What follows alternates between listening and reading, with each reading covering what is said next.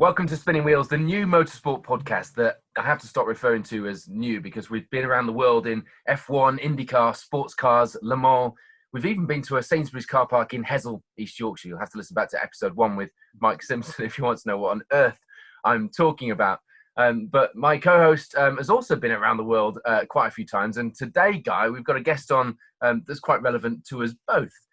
Being from the rally world, but what an adventure we've been on so far in just 4 episodes. We really have been around all of those things that I've just talked about. Yeah, it's been great, Paul. He said we've had a really good response and, really just started to do this podcast for a bit of fun, but to get behind the visor, as it were, or to get behind the scenes of some of these great drivers, it's been fantastic. And listen to some of the stories we've had, as you said, Mike with the car park in Sainsbury's, which I never knew about, and I know Mike well. Abby going behind the scenes with the Grand Tour, which has been really exciting. And of course, we've had Mark Blundell and his stories in Formula One and IndyCar. I mean, it's been just amazing. And I think today's guest is going to be great to hear what he has to say, because obviously switching tacks, we're going from circuit racing to rallying. Yeah. And that was important, I think, for the podcast. We wanted to cover all forms of motorsport or four-wheeled motorsport. And so I'm really excited about today's guest and looking forward to hearing his story.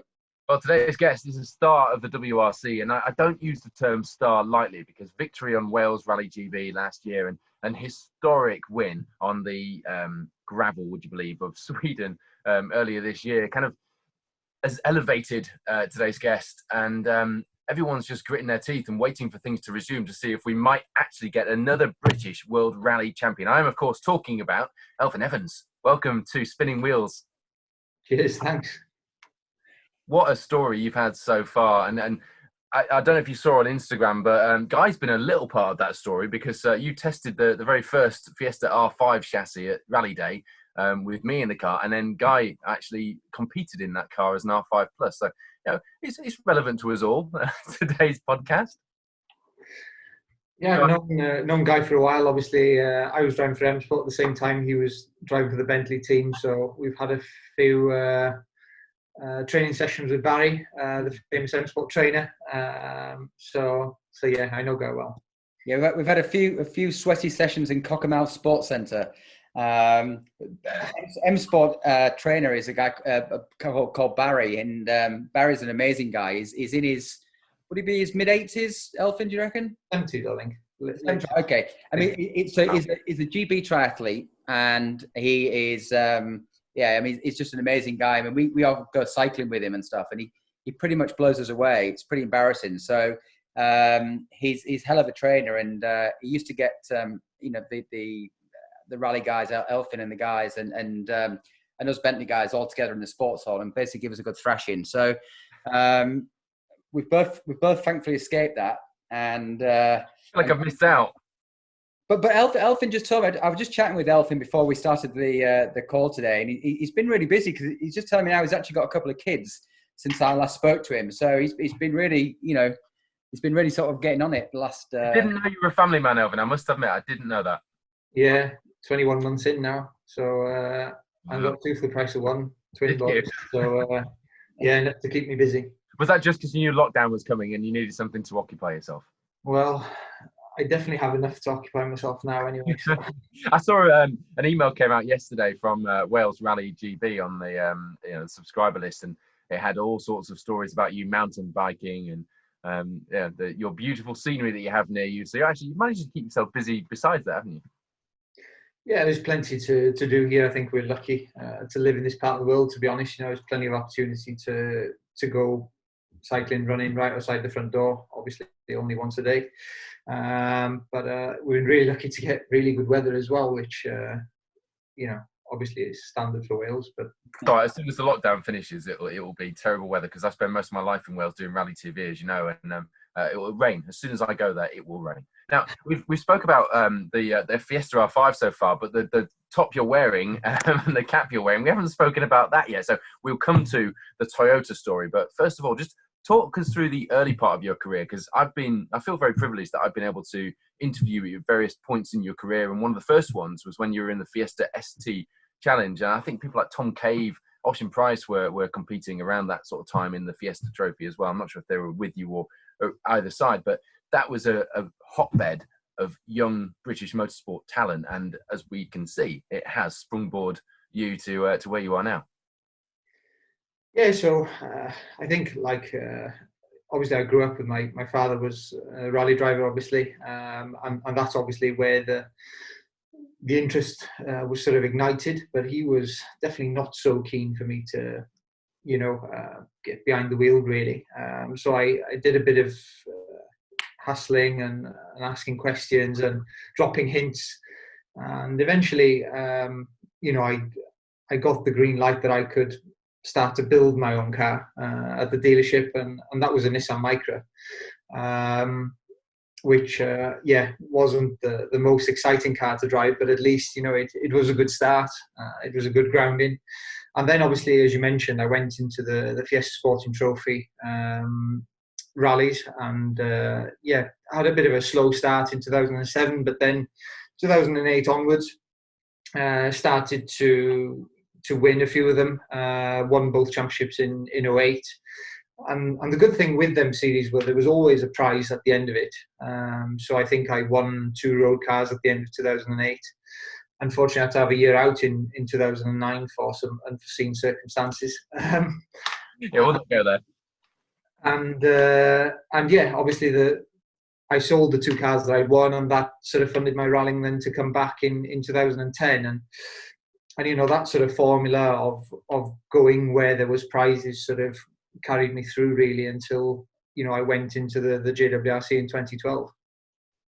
Fantastic. And could you ever imagined when you were driving those Micras and those Fiestas that you would be a WRC driver in your own right? You've lived most of your life, and the very early interviews we did, the interviews always started with Gwyndaf and his WRC championship, and you've kind of progressed and grown out of that. Were you conscious of growing out of that? Was that something that you wanted to grow out of, and that people always asked you first, and all of a sudden they started asking about you and Gwyndaf second? Is that something you were aware of? I guess, every interview did start, or the question always came, or do you feel pressure because you're the son of? It was more that I was tired of answering the question, really, more than that it really bothered me. But yeah, no, I mean, I think as the years have gone on, obviously, and Dad's done less and less, and I've done, more and more rallying, then I think I guess people have quite short-term memories, I guess. So yeah, it's worked out like that. What memories of that era do you have growing up with a British rally champion in the heyday of the championship as your dad? I've got to ask it again. I've asked it before. Yeah, no, it was a fantastic era, and that's actually one of the things I've still got to tick off my bucket list, is get behind the wheel of a Formula 2 car. I've talked about it quite a lot, but obviously for me, the sort of growing up in the front-wheel drive era, the Mark II Escort, as nice as it is, it's not really the iconic car for me, let's say. It's the front-wheel drive era that I was drawn to, and they were sort of the pinnacle of the front-wheel drive era. And yeah, I still would love to get behind the wheel of one of those cars. You not have the Ibiza F2 car? Yeah, Dad had a chance to buy one of his cars back. It's never ran, so that's still a thing that we have to get going. But there's always something, more important with the business, or I'm busy rallying or something. So maybe something to do when we've got a bit more time on our hands. He's busy rallying, guy. It's a bit of an understatement for a man who's won both his home round and the first Brit to win Rally Sweden, I think. Yeah, it's amazing. I wanted to ask you, Elfyn, before you said you obviously built your first rally car, did you do any kind of trial bike racing or riding or anything, to sort of, when you were a young kid coming up, did you get onto sort of 2 or 4 wheels before then? Yeah, I've always had motorbikes really. I first got on a motorbike when I was 3, and we have a lake just in the field behind the house, and my grandfather had put me on with my cousin when I was 3, and my first memory actually is being let go by myself with this 3-wheeler motorbike and driving it straight into the lake. So I didn't get off to the best of starts on motorbikes, but yeah, always had motorbikes, but never really competed at any decent level. It was always clubman stuff. It's a child trying to get in here. A bit of parenting on spinning wheels, we can deal with that. But just our local club events, did a bit of trials, and then found out that I was blowing engines on trials bikes, so then moved over to motocross for a few years. But again, it was quite just clubman stuff, bit of racing. It was good fun. But yeah, I was never really competing at any sort of high level. And do you have a lot of memories of going to watch your dad rallying? Do you have, like, my dad used to do a lot of road rallying. I remember as a kid, being in the back of the car with a sleeping bag and stuff, going out and kind of watching and some of different events and stuff. And it was quite exciting going out, creeping out, going out at midnight and watching these rally cars going through. You must have had some great memories of your dad rallying, do you? Yeah, as a kid, obviously, I followed, and I remember going to a few of the rallies for sure. Obviously, during those Formula 2 eras, it was always, even as a kid, exciting to watch, and the sound of them cars was amazing. So that's definitely memories I remember. Yeah. Oh, your dad used to take ex-works Asconas and things like that out on road rallies, so you didn't have the usual road rally education that the rest of us had. Well, I remember my dad doing the Tour of Mull rally a few times, and that was always kind of our family holiday. We'd all pack the car up and head off to Mull and stay at the Isle of Mull Hotel, and that was like our summer holiday. And it was a lot of fun, back in the day. So say being in the car with my sister and pillows and stuff, and sort of doing these sort of late trips. It was a lot of fun. So yeah. Let's jump back to 2012, Alvin. You got into the FIA WRC Academy, which at that point looked like it was going to springboard your career, and we'll come to it, but things have been more difficult than that sounds since then. But talk to us about how that got you into the top flight, as it were. Yeah, so I think even back in 2010, I'd won the British Junior Championship. I think I won every round in the British Championship in the Fiesta ST in that year. I'd already looked at WRC Academy the following year, but couldn't raise the funds to go there. And luckily for me, though, I'd won a Pirelli Star driver drive. So essentially, I had a year's rallying paid for, thanks to Pirelli at the time. And that was my first season in a four-wheel drive car. So I had that, and then in the background, I was able to work on some funds to go and do 3 WRC events. And with the exception of Rally GB in 2007, they were the first events I did abroad, and managed to show some good speed. And we were working basically towards this academy campaign in 2012. But it was a pretty big undertaking. I don't remember the exact cost, but I think it was something like £150,000 to go and do the full year. Wow, so I thought it was funded, right? Okay. No, so that year was one that we had to find the money to go and do the WRC Academy, or JWRC as it's also been known. But at the same time, the jump to a Super 2000 car or R5 car then was £50,000-60,000 per event, which was never going to happen. Rallying at that sort of level, I knew that there would be no way of funding that unless you got very lucky with a sponsor or that type of thing. So it was basically, I knew that it was a one-stop shop to go and win the championship. If I was under no illusion really that I would definitely become a professional driver, but of course when you're quite young and you started to win a few things, you're always hopeful. So I knew I had the chance. But I went to the first round in Portugal and had a disaster. My notes weren't working so well. The conditions were difficult. Slid off the road, and I came home and realised, something's going to have to change. If I'm gonna win this, I'd already proven against the likes of Alistair Fisher and Craig Breen when I did the national rallies. I had the speed to beat them, but perhaps didn't have the experience when I went to these rallies abroad. Things were a little bit different, the characters of the road was different, and therefore I did a few changes, and we went to the next 4 rallies and won them all in a row. There's been a lot of make or break seasons really, and it's been a lot of times where it could go either way, but that was definitely my foot in the door, as it were. Was there a feeling at that point that really could be something, or were you just? I know what you're like. When I've interviewed you in the past, you're the most reluctant star I've ever known, because you just want to get on and drive the car. You really, if the rest of the stuff didn't exist, you'd be quite happy, wouldn't you? Yeah, definitely would be. Even now, if we could just turn up, drive the car, and go home, I'd be more than happy.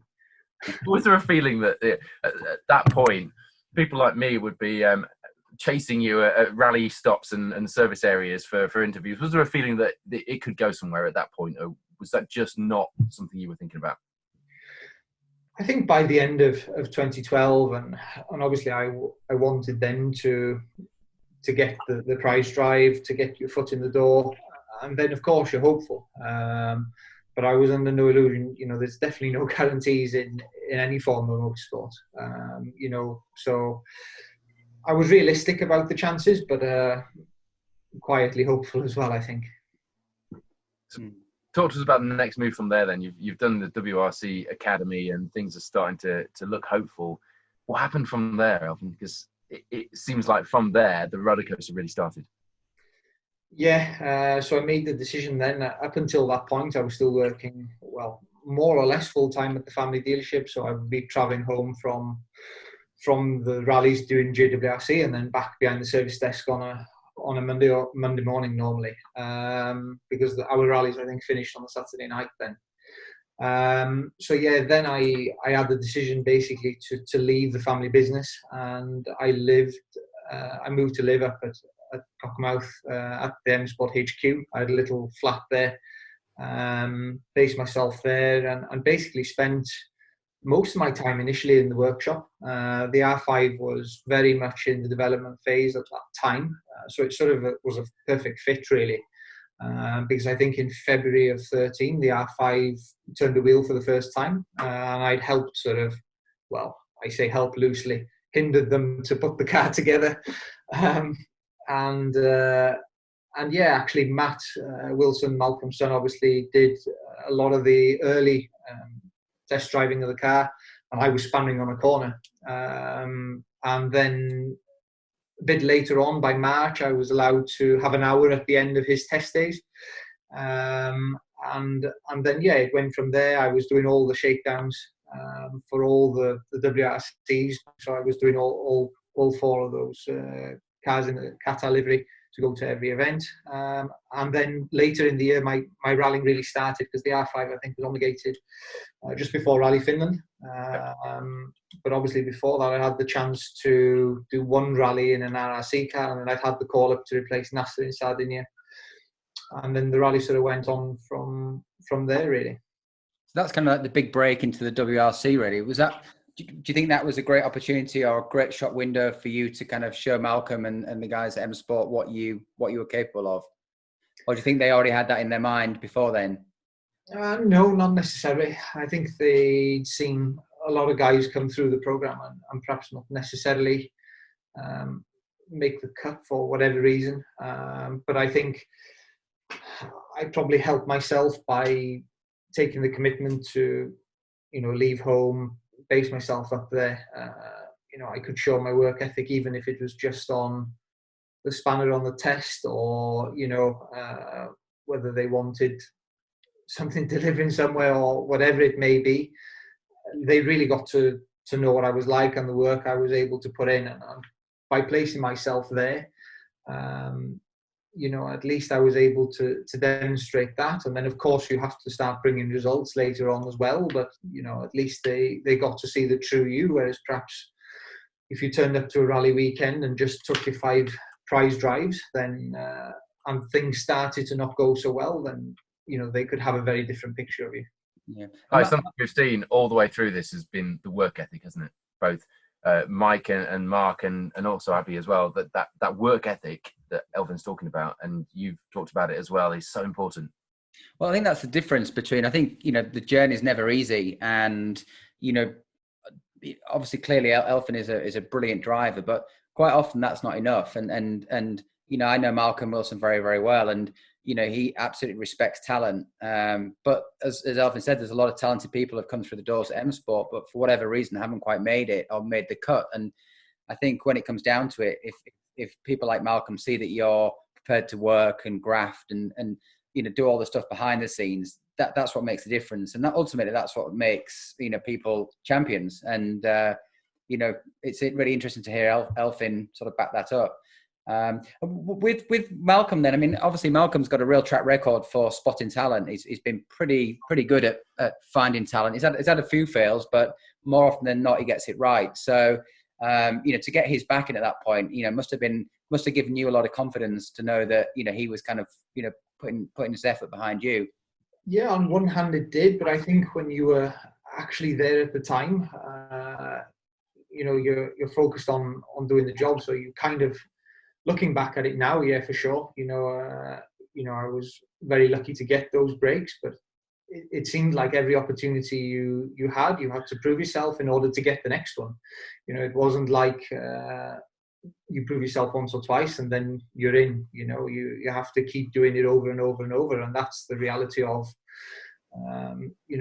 whatever seat or team you're in. I think it's one or two results isn't enough to carry you on for the rest of the year. You have to keep putting the work in and getting results. Ultimately, you can work very, very hard, but you're not then guaranteed the drive or the place at the end of it. Yeah, and I know there were times for you. I mean, it happens in all sport. I mean, I've had it, but you hear about golfers having it, where there's sometimes where you're trying really, really hard. You're doing everything you can do. You're fit as ever. You're working with the team. You're driving well, but sometimes the results just don't come, and you make mistakes, and the car breaks down, and you just get into this rut where you just can't seem to get a break. And I know that you had situations where you've had that, where you just can't seem to get a decent string of results going, although the performance and the speed has always been there. How do you sort of deal with that? How did you deal with that? Obviously, you've got people like Malcolm looking at you and saying, well, he's got to get some results, he's got to perform.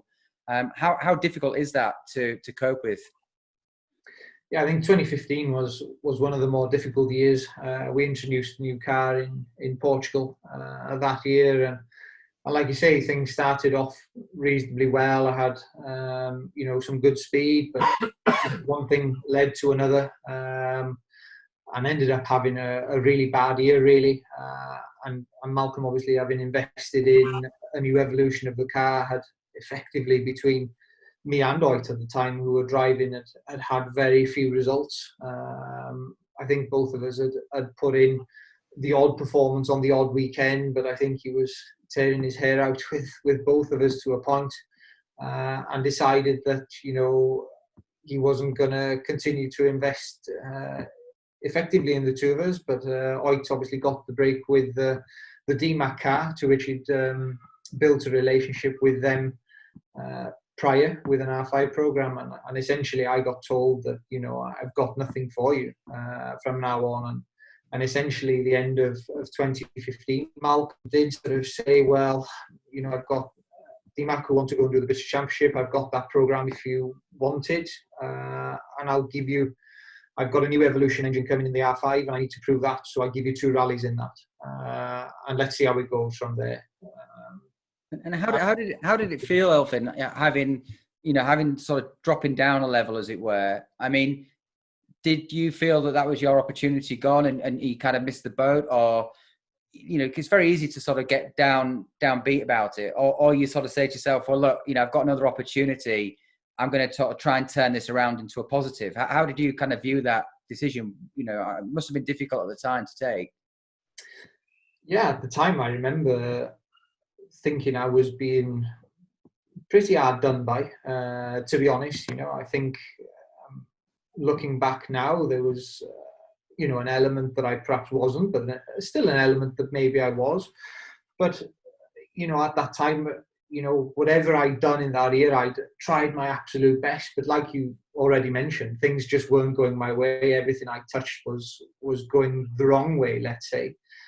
And I felt, although my effort level had been massive, I'd almost, made myself too on edge and trying too hard, and I wasn't relaxed behind the wheel. And that sort of, works against you. The results don't come then when you're driving like that. You really have to be relaxed to get the best out of yourself. So when I reached that fine line, isn't it, Elfyn? Because yeah, it's like I guess going back to the analogy about the golf. It's like, the harder you try, the more you try and force it, the more it doesn't come. And yeah, people say to you, well, you need to just relax a little bit and back out a bit. But it's hard when the pressure's there, yeah. and then there's other times where you go in, you're a little bit blasé almost, and the results are coming, and it's almost like you can't. It's trying to find that sweet spot. It's so difficult, isn't it? Yeah. Yeah, and I remember feeling pretty hard done by. So at the end of 15, I just said, moving forward, I was to be honest not on huge money anyway. But basically, then I was told like you're not to have, there's no wage attached to any of this, and I'm thinking, well, how am I going to live? How am I going to pay a co-driver? All these sort of questions come up, and I sort of obviously came back to my dad and said, what am I going to do here? I can come back to the dealership, but ultimately you knew as soon as you refused that WRC drive, thinking, I don't want to go and do British Championship again, and I don't really want to drive an R5 in WRC2 after being 2 years in the World Rally Car. But the reality was, when I came home and analysed it, that if I turn it down, then I can forget about a career in rallying. And I just felt like, I put all this effort in over the years, and I wasn't ready to sort of give up on it, and sort of went in with a bit of a different attitude. I moved home from M Sport, spent a bit more time at the dealership at home, and that almost sort of gave a break to focus the mind on something a bit different in between the rallies, rather than just have your head in the video 24/7. And yeah, I just went to every rally and just said, I'm just going to drive the door handles off it. I don't care if I crash. I don't care what happens. And all of a sudden, the results started to come, and the British Championship thing, I just went and enjoyed myself. And yeah, it all sort of fell into place. And the 2 rallies that I got of Malcolm at the start of that year ended up being 16 rallies in total. We kept going 2 rallies at a time, and at the end of that, I got the drive back in the World Rally Car with DMAC for the following year in 2017. Because of course, M Sport's core business really is selling the R5s. So to have you out there and kind of destroying the field and winning in it, what better advertisement for the car than you being out in it. Basically, you ended up with the M Sport with the DMAC car. In 2017. So was that sort of your return back into the sort of WRC then? How did that come about with the DMAC car? Yeah, so obviously I'd done the British Championship with DMAC in 2016, and obviously got a chance to get to know everybody. They liked the way I was working. Obviously I got back in Malcolm's good books during 2016, so all of a sudden I had everybody on side, and White was moving back into the main team alongside Seb, which was obviously a big shift, new regulations as well, and therefore I was in the perfect place to take that opportunity then, and basically I've tried to sort of go in with that same attitude that I went in 2016 ever since, really. And it's been a real lifeline. That DMAC seat's been a real lifeline for obviously for yourself and for Tanak. I mean, do you think it's because it's on a different tyre to the Michelin, and you're doing something a little bit different? Do you think it's a little bit less pressure, or why do you think yourself, and why do you think Tanak have done so well in that car in the past? Well, I think the tyre development side was difficult at points. For sure, there were some rallies you went to and you almost knew from the start you had no chance to compete. But then on certain rallies, when the tyre was in its window, you almost had an edge over the Michelin. Yeah. And therefore, it really allowed you to get some good results under your belt and some really good confidence. But being perfectly honest, looking back, when things weren't going well, you could almost hide behind the performance of the tyre to a point. And like, I think that did relieve pressure to a point, but then I found it little bit difficult, then, I'd done enough in that year to go back then into the main team in 18. And found myself again having a difficult season. I was then up against Seb Ogier in the same car with the same tyres. And, again, felt a little bit guilty of back to the same way I was at the end of 2015, a little bit overdriving, pushing hard, doing little tiny mistakes here and there, and things didn't work. Although granted, my speed overall was much, much better than what it, sort of had been in 15.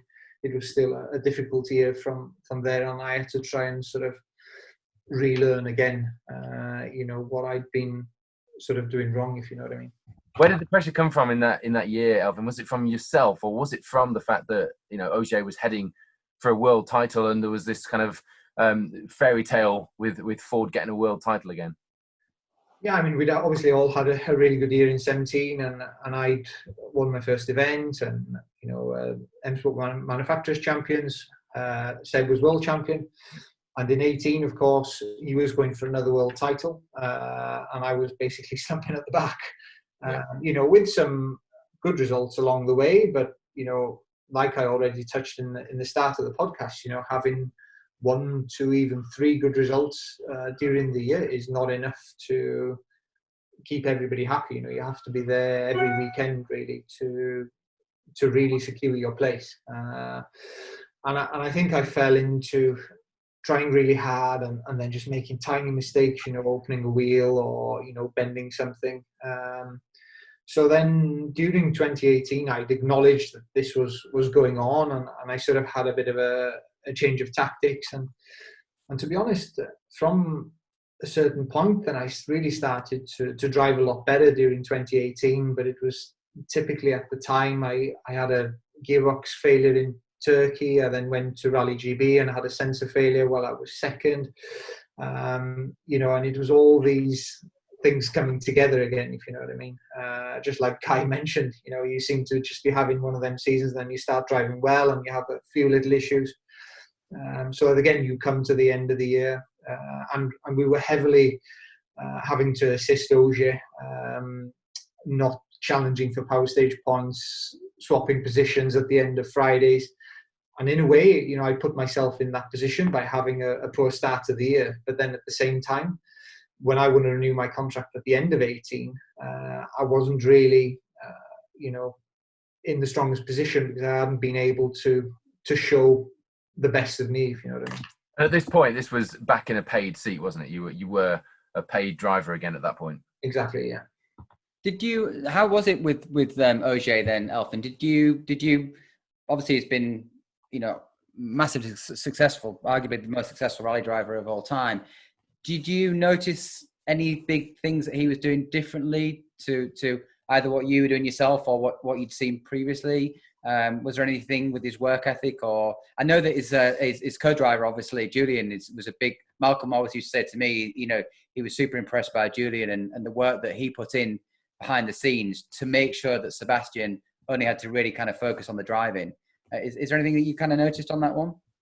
Yeah, I think it's fair to say Julian does a massive amount of work. And Seb, obviously, you don't arrive at world champions, but I think he has a very good understanding also of this balance, between general life and competition, and actually the ability to break away. I think, when he went home to the family, and that was him home with the family. It wasn't necessarily, rally every minute of the day, and definitely, that's something that I can relate to a little bit more now as well, although I still probably put in a few more hours on the video maybe that Seb does, but I think it's part of the generation you grew up in as well, because I think Seb probably came on the scene, 6-7 years before I did maybe, and in that 6 or 7 years, I think the way that drivers prepare has changed massively with the videos and everything available, and therefore, you almost become, I'm not sure if reliant is the right word, but it becomes part of your routine.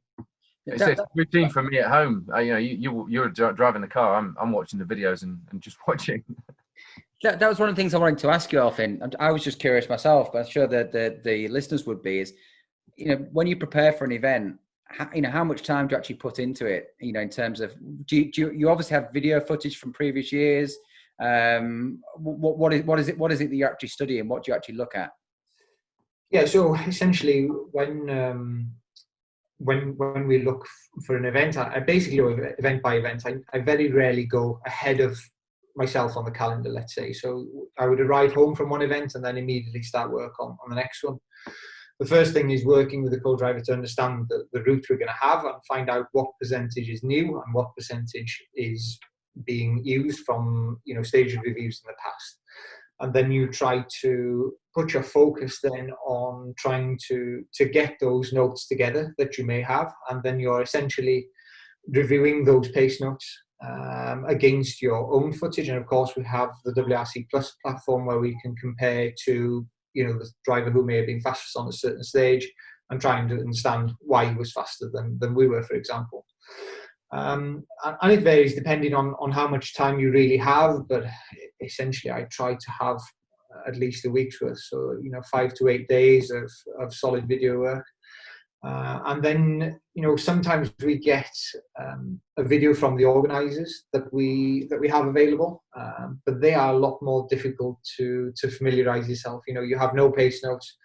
It's normally a video that you have to listen to with no audio and be able to learn or get familiar with the terrain as much as possible. So generally what I would do is any travelling I'm doing, if I'm on the plane to a test or something, is try and watch those videos and trying to do it in short snippets of 15, 20 minutes and then turn it off. Otherwise it's very difficult to take it in. And do the team have a library of stuff as well? Do you get anything from the team, or is it pretty much those videos, those notes are your property? Do you share that with anybody else, or is that kind of your stuff? Well, your notes are very unique to each driver, so there's very little sharing of notes because everybody has a very different system and something that works for them. So the notes are definitely something that you keep between you and the co-driver. It's not that it's a big secret, it's just everybody has a different system. And then, of course, for the video footage, maybe the team might have, recce footage or onboard footage from the past. But you try and keep a few hard drives going yourself of as much footage you can, and at least then you can look back if the stage is reintroduced, 2 or 3 laters down the line. Do you ever go scouring YouTube for footage?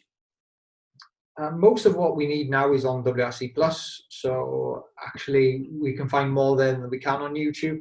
But you never know if there's a national rally that's used the stage or something, and there's an onboard there, then maybe. But it's not something that you normally are too successful with.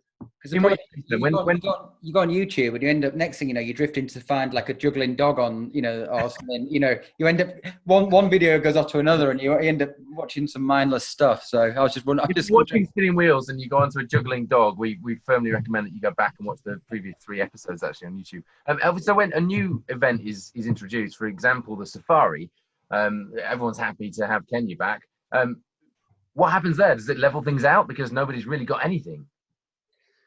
It does level things out. There's very little then the drivers can really do to prepare. Again, if we get a video from the organizer, you can watch that to get the lay of the land, but really you have to start with a blank sheet of paper and try to write the best notes you can.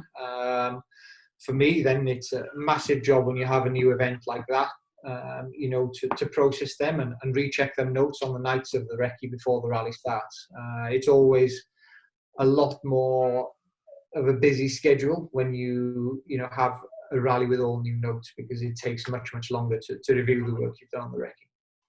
So we promised at the beginning of this that we started with Ford because that's where your story started, but we have to get to those colours that you're wearing. The Toyota thing is massive, and we've seen the pride that Tommy Mäkinen has in you, which is, to have someone like Tommy Mäkinen having pride in you must be an incredible thing. How did Toyota come about? How did that all happen? Yeah, so I think Guy will have an idea how it works when there's your contract's up. Other teams are looking for drivers. Everybody seems to try and be in touch with everybody, and obviously I'd had some good results in 2019, and and Toyota obviously showed some interest.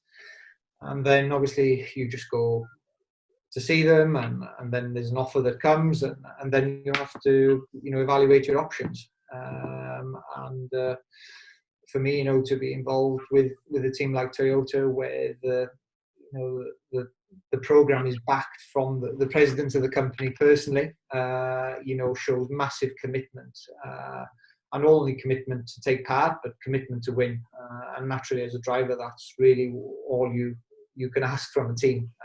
So it was, let's say, thinking with my head, a reasonably straightforward decision. But obviously, when you look back at the opportunities and the time I spent with M Sport, the people that I worked with, then for sure it was still a difficult choice to make.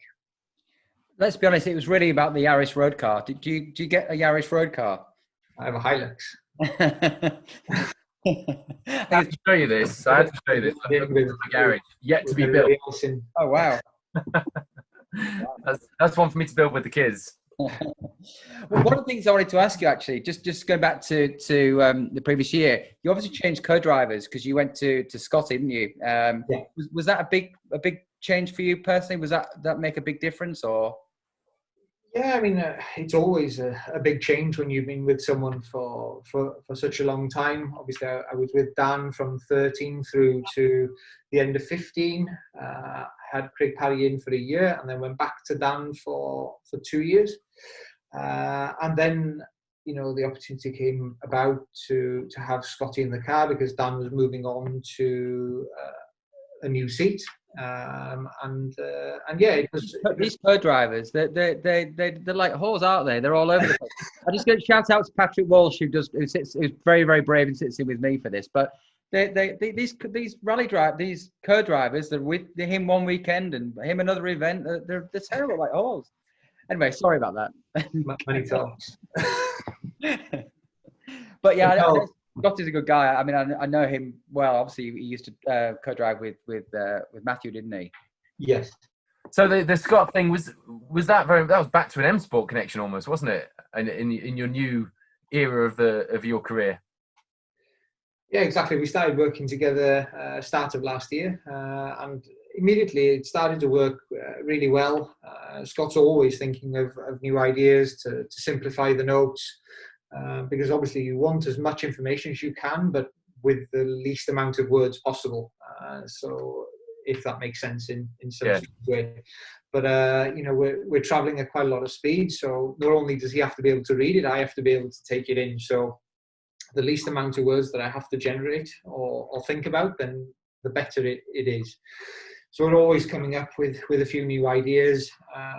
And the big thing really is, he's really hungry to be there and wants to still, feels like he has a lot that he wants to achieve in the WRC. So, from that side, we're very similar in the fact that we've been around now for quite a few years, but we still feel like we have a lot more to give and we want to achieve a lot more. And that's working well so far. I think that's probably a good time to jump in with a question from Twitter. Raffin has tweeted us, and he wants to know how long it takes for a rally driver to lose that sense of fear. When we watch an onboard as fans, he says, of the camera of you going at 150 kilometers an hour plus in the middle of the forest, it's terrifying, dude. That's what he said. You only have to see Elfyn's game face when he's rallying. How long does it take to lose that fear? He said, you're more crazy than IndyCar on ovals and MotoGP riders. That's what Raffin thinks. How long does it take to ignore that's all happening, Elfyn? I don't think you can really have it, otherwise you wouldn't be there. I think that's the reality. I think if you're thinking or doubting yourself at that speed, then you probably need to find another job, I think. So he was never ever there. That's a good answer to the question. So you, having taken victory on your home round, and we all watched that, and there was a great amount of pride as a rally fan in watching you do that at Wales Rally GB. Sweden, would I be right in saying, with all the emotion that was around the Swedish victory and how historic that was, that actually almost eclipsed the Wales Rally GB victory? It's a difficult one because on pure performance, you'd have to say that the Sweden victory was probably better. But still, you know, to take your first victory at home, to have your friends and family and everything there. We were, you know, manufacturer world champions that weekend. Seb was world champion. I won my first event. So, you know, there's a lot of exciting things going on that weekend. So in terms of, you know, the enjoyment and enjoying the win, then for sure Wales was very special. But in terms of perhaps the pure performance, then, you know, I'd probably rate Sweden a little bit higher. You actually made Tommy Mäkinen cry at the end of Rally Sweden. You must have seen the video footage, and your dad and him and everyone's so proud of that because it is so historic. That must have been just kind of schoolboy dreams type stuff. I'm not sure. You know, it's one of them things. You tick the box and you move on. Once it's happened, you're happy. But then that's it. You know, you always look on to the next one. Then, you know, it was for sure nice to do it, but I don't think you have too much time to look back. You have to look forward what's coming next. See, that's why, if you're listening to this, it's really important that we have a non-professional race or rally driver on this podcast as well, because we can allow ourselves to get a little bit more excited than these guys who win Le Mans, win Wales Rally GB and Rally Sweden, and win WRC events. So yeah, I always knew this about you. You just want to talk about the car, which is it's great to have that kind of character have to be dragged out of you because you just want to do the job. Surely that is when we're talking to you as a world rally champion, that will be one of the things that you look back on as something that you treasure as a characteristic, Elfyn. I don't know. We'll worry about that when it happens. We've got a lot of work to do before that. So this year, Elfyn, obviously things seem to be sort of clicking into place. We talked about that sweet spot, and obviously partnered up with Seb Ogier again. But you know, you've been more than a match for him so far this year. I mean, you've taken the fight to him, and you know, I'm sure you probably thought that he had you beat based on, you know, your time together at Ford. So I'm sure he's pretty surprised by your sort of performance so far this year. And I think we all knew that you can do it. And I think you've absolutely delivered. And you must be disappointed with this suspension with this virus, because you're kind of just into a roll now and you feel like you're kind of getting some momentum. And then, of course, we get hit with this virus. So I bet you can't wait to get back at it and take the fight to Ogier. Yeah, I think everyone's the same. You know, it's a really strange time for everyone. But you know, I'm very much a kind of person that says sort of it is what it is. You know, you can't change the situation. You can only control what you can control, and therefore, you know, we just have to, you know, be ready when we get the green light to go again. Obviously, it's been a good start to the year, but you know, everybody's going to be wanting to keep improving throughout the year, and therefore, if we want to keep trying to win rallies, then you know that means we have to do the same. So there's plenty to be getting on with during this time. Great stuff. So should we get into some questions, Paul? Yes, we've got quite a few questions from fans, Elfyn, as you can imagine. So I'm going to pick a few. It's a combination of LinkedIn, Twitter, Instagram, because Spinning Wheels has been appealing for questions to our guests on all of those channels. John Gillingham wants to know, what's the best stage you've driven on the WRC circuit? I'm not sure how to pronounce it, but there's a stage in Finland. It's just over the road from the Unimpoja stage, but it's actually a little bit faster than Unimpoja, and still has a lot of big jumps. It's something like Paella, it's called, but I don't think that's how you pronounce it. But I really always enjoyed that stage, and we run it sometimes in both directions. It's a great stage. The Paella stage. I can see people scrabbling for making t-shirts of that as we speak. Jonathan Turkwell wants to know, was there any other motorsport, or is there any other motorsport that you'd be interested in trying if it wasn't rallying? For now, not really. It's a difficult one. I'm always curious by the technique of circuit racing, to be honest, but I had the chance actually to drive the new Bentley when I was at M Sport for 2 days, but like after half a day I was pretty bored going round and round over the same piece of road. I think the issue was it was very new in the development, and the guy just wanted to run mileage, so there was no, you know, looking at data or trying to improve. So it was just like going round and round. So I'm not sure whether that would be for me, but I've always been curious about, the technique and the attention to detail and that sort of thing. So it would be interesting to do a few races, perhaps just to see what it's like. And to be honest, I really enjoy my time on two wheels. I'm not so good at it, but if I could do a bit of motocross or something, then I'd be really happy. But obviously, we don't really get the opportunity to do so much of that stuff when we're mid-season. Guy, have you got any tips for Elfyn if he was to head to Le Mans and do a 4-hour stint in the car? How do you keep the concentration after all those laps and seeing the same bit of road and the same curve and the same line? What do you do to keep your mind focused on that? Lots of Red Bull. Product placement. No, I think like Elfyn says, I think when you're in the zone, whether it be an hour or 4 hours, time flies because you just kind of so focused on the job in hand. So I'm sure Elfyn would have no problem getting behind the wheel. We saw it with Colin McRae. I've seen it with Juha Kankkunen when he got behind the wheel of the Bentley Le Mans car. Sebastian Loeb, of course. Sebastian Loeb, yeah, and it goes on, doesn't it? And I think if you've got that kind of that feel, that balance, that kind of understanding of how it all works, you've got that adaptability. And huge respect for the rally drivers. And I think they've always got in.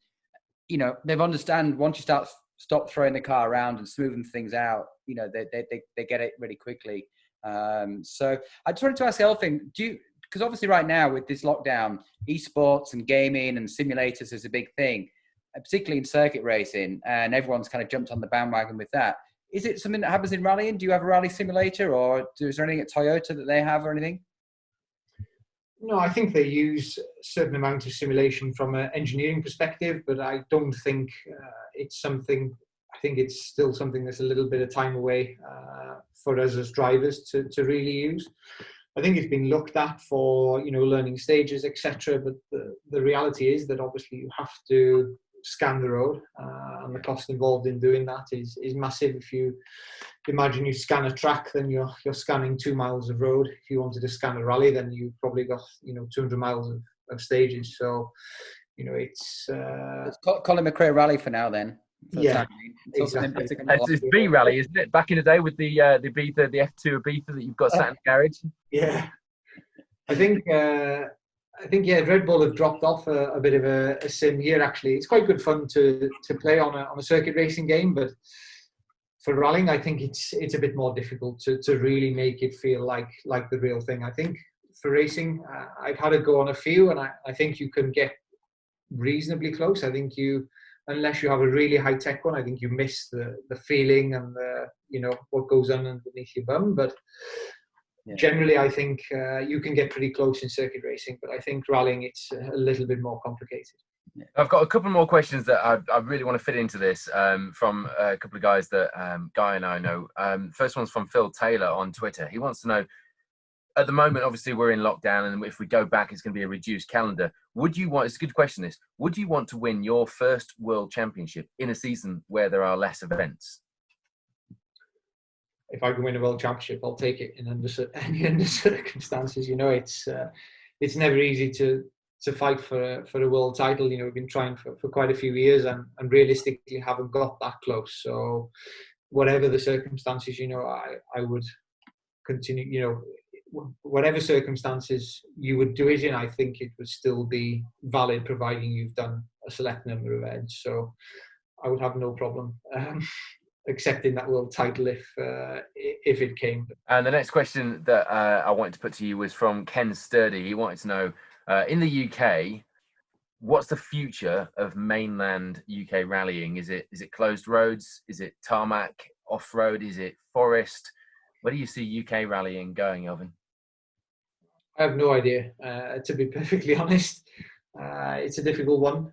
I think probably we are a little bit guilty of having too many events in the calendar, and we all know how difficult and how much work there is to put these events on. I definitely feel like it would be wise for more motor clubs to come together to try and organise a bit more of a big rally weekend, rather than have 3 or 4 rallies on the same weekend.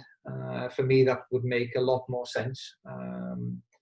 But who knows? I think we're very lucky now with a closed road policy that we have the option to run closed road rallying. Obviously, the forest argument is difficult again in terms of cost, but we also have some of the best stages, in the world, and up and down, whether it's Kielder or North Wales, South Wales. Yep. We have a lot of options, so we should be counting ourselves lucky, I think, that we have such a good choice. Can we see you running course car in your F2, your dad's F2 Ibiza, perhaps on Rally Bay Ceredigion next year or something? I don't know quite that soon, but maybe one day. Who knows? I'd have to persuade him to let me take it out first. I think that'd be the biggest job. Guy, we're on to alcoholic tipples and horse-sized ducks and all the quickfire questions. Right, okay, Alfyn. So I've got some quickfire questions for you. So he's got to give a straight answer, the first thing that comes into your mind. So you ready? I think so. Okay. So Top Gear or Grand Tour? Not fussed on either. Never watch a Grand Tour. Okay. Harry Vatanen or Sebastian Loeb? Loeb. Beach holiday or adventure holiday? Adventure. Dogs or cats? Dogs. Oversteer or understeer? Understeer. Fiesta or Yaris? Yaris. Fair enough. That's good. That's brilliant. We have to ask the horse-sized duck question, don't we, Guy? Come on. Everyone needs this question. Have you heard this one, Elfyn? So about the horse-sized duck, I think I might have sent you that one that Abby Eaton asked us. Is would you rather fight a horse-sized duck or 100 duck-sized horses? We were all like completely just couldn't get our heads around it, could we? Still thinking about it. But obviously, Mark Blundell was our last guest, and Mark's question to yourself was: do you have any superstitions? No. No superstition. No. Let's go back to the horse-sized duck question. That's probably a good way to be. So Elfyn, do you have a question for our next guest? We don't know who it's going to be yet. Well, I've been thinking for the last 15 minutes. I haven't done my homework and I haven't thought of a question. And I haven't been good enough to think of one. I might have to text that through to you. Okay. You should tweet us the question for our next guest then, Elfyn. Tweet us the question, and then we can ask them. We can ask them that. So it can literally be about anything. It can be whatever. So we'll leave that with you. We'll leave that with you. Well, Guy, we've done, as I say, IndyCar, F1, sports cars. We touched on rally very, very briefly with Mark Blundell. But you yourself as a rally winner, now to have a WRC start on spinning wheels, it's one hell of an adventure we've had so far. Oh, it's been fantastic. I really enjoyed speaking with Elfyn today. It's great to hear his story. We could talk to him all day long. There's so much to go out there, and we wish Elfyn the best of luck for the rest of the year. It's a shame that we've obviously got this pause in the championship, but I've no doubt that he'll go on and do Britain proud and take the fight to Ogier and hopefully get that hopefully the first World Championship. So we wish you the best of luck, Elfyn, and thanks for coming on the podcast. We've got flags outside the houses today, because if you listen to this, we're recording it on VE Day, and I truly hope in the not so distant future we'll have flags outside the houses for another British World Rally Champion, and I can't wait for that. Cheers. Thank you, guys. Thanks, Elfyn.